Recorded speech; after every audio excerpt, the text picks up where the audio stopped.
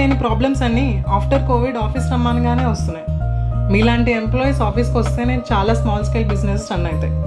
అది మన ఎకనామీకి చాలా ఇంపార్టెంట్ అండ్ అవసరం కూడా. ఇది మీకు ఎప్పటికీ అర్థం కాదు. కోవిడ్కి ముందు వర్క్ ఫ్రమ్ హోమ్ వల్ల ప్రొడక్టివిటీ తగ్గిపోతుందని చెప్పి ఒక్కరోజు కూడా ఎలా చేసేవాళ్ళు కాదు. కానీ కోవిడ్ తర్వాత వర్క్ ఫ్రమ్ హోమ్ వల్ల ప్రొడక్టివిటీ ఇంపాక్ట్ అవ్వదని ప్రూవ్ అయిపోయింది. ఇంకా ఇప్పుడు ఎంప్లాయీస్ని ఆఫీసెస్కి రప్పించడానికి ఎకనమీ అని ఒక కొత్త రీజన్ని వెతుక్కున్నారు. ఎక్కడున్న వాళ్ళు అక్కడి నుంచి వర్క్ చేస్తే టైర్ 2, టైర్ 3 సిటీస్లో కూడా ఇంటర్నెట్, రోడ్స్ డెవలప్ అవుతాయి. మీరు చెప్తున్న స్మాల్ స్కేల్ ఇండస్ట్రీస్ అక్కడ కూడా డెవలప్ అవుతాయి. ఇది కూడా మన ఎకనామీకి మంచిదే. ఇది కూడా మీకు ఎప్పటికీ అర్థం కాదు. ఎందుకంటే డెవలప్మెంట్ అంతా ఒక సిటీలో కాన్సన్ట్రేట్ అయితేనే ఆ సిటీ ఓవర్ క్రౌడెడ్ అవుతుంది. అప్పుడు ఒక ప్రోడక్ట్కి లేదా సర్వీస్కి ప్రీమియం అమౌంట్లో ఛార్జ్ చేయొచ్చు. రెంట్స్, స్కూల్ ఫీజు ఇష్టం వచ్చినట్టు పెంచవచ్చు.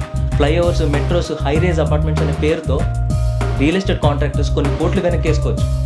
వీటన్నిటికీ వర్క్ ఫ్రమ్ హోమ్ అనేది ఒక పెద్ద ఎనిమీ అయిపోయింది.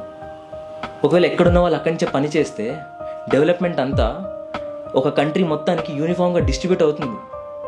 కానీ అలా జరిగితే సిటీస్ని నమ్ముకున్న corporate real estate mafia effect అవుతుంది. సిటీస్లో వాళ్ళు కట్టిన ఇన్ఫ్రాస్ట్రక్చర్కి వాల్యూ పడిపోతుంది. ఇవన్నీ ఎంప్లాయీస్ కానీ లేకపోతే ఒక నార్మల్ సిటిజన్ కానీ రియలైజ్ అవ్వకూడదని చెప్పి కొంతమంది పొలిటీషియన్స్ అండ్ బిగ్గెట్స్ కలిసి ఎకనామీకి ఏదో బెనిఫిట్